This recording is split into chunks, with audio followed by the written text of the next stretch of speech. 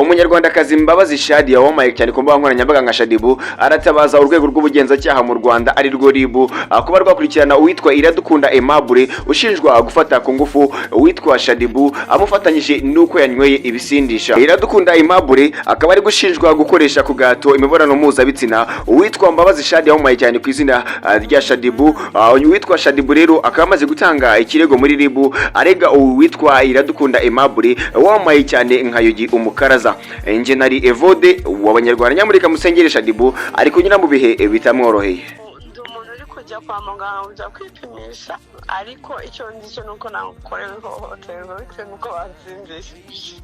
Bagusindishije? Yari umushyitsi wanjye kuva kera ariko bitewe n'ukuntu muri iki gihe naranze abantu byose kugira ngo mwirinde bitewe n'igikomere nari mfite nta bintu byinshi nashakaga ariko bitewe n'ukuntu process zagendaga bakagarika muri chance ngende mabarira abantu niko yisanze iwanjye aracyana blotswe pe turanywa nyine ibiki byose ariko nyuma nisanga nambaye ubusa bro dina mu mihango so n'ikibazo gikomeye so niyo mpamvu nahise mbihamya tu nta n'ikindi rero ndi muri process kugira ngo babikurikirane biri official but that's what I'm feeling. Ni inshuti yanjye nta kuntu narusha umuntu wanjye hariya outside just like that uko mbizi neza ko ari byo. None se kwa muganga ubu urateganya gutangira process aka kanya cyangwa kandi nibwo ndi kujyayo? Nibwo uri kujyayo. Okay. Hanyuma se we yahise agenda yancitse kandi na muganga rindira kuko n'ukuri baransindishije ntabwo nakujya kuri RIB nansinze kamere nabwo ntirindira tunemere neza tujye kuri RIB nubwo nari tayari ubundi njye ntabwo ndi mu buryo bwo kujya muri ruhame ngo biki n'ibiki nabwo ntarindira ariko bitewe n'ibintu numva nakorewe reka turindire binjire mu tugende mani barancika tu.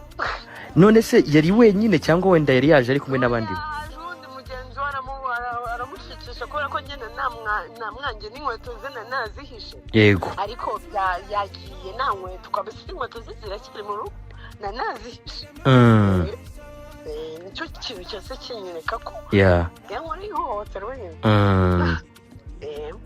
Pole sana. Ubu ni nk'iyi nama wumva waha abakobwa cyangwa se bashobora kugwa nko mu mutego nk'uwo? Birinde ikiremwa muntu bikunde tu nta kindi. Birinde kindi pe ntabwo bikunze nimenye birinde mu bikunde tu. Kubera ko urumva ko utikunze ushaka abantu aribo bakurangiza ariko iyo wikunze naguha access umuntu wari wese ukuvuga ngo cyerekana ko umuntu aba ari ariko nabivuga njye nari ndi mu process yo guhita